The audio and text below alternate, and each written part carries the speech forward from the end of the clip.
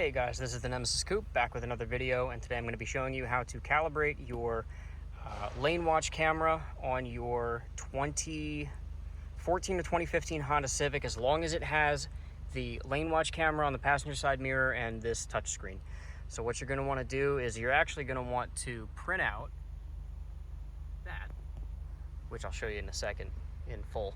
But what you're going to want to do is you're going to want to go into essentially the diagnostic mode, which you press and hold the home, power, and CD eject buttons all at the same time, which I'm going to try to do one-handed. This is going to be awful. Oh God. Yeah, I don't know if I can do that. Give me a sec. So once you're on this screen, you're going to go down to detailed information and setting. Tap that. Go to functional setup, and then to lane watch.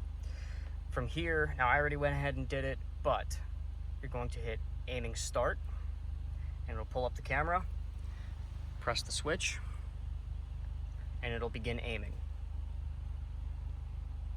Obviously, do not turn the ignition off. Aiming is okay. If you ever get a spot where it says, I believe it says aiming failed, you basically have to just readjust your target to, wherever you need it to be, depending on the vehicle.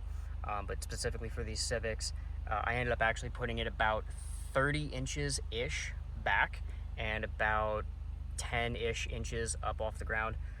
And that is essentially it. That's the procedure on how to do it. Now I'm going to show you the actual target itself, which I ended up printing out.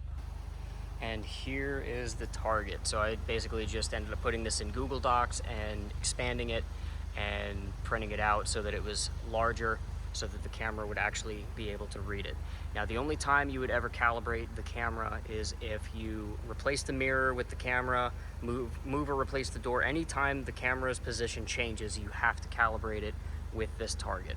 So this is basically just where those guidelines will end up being, and just kind of set the positions of those.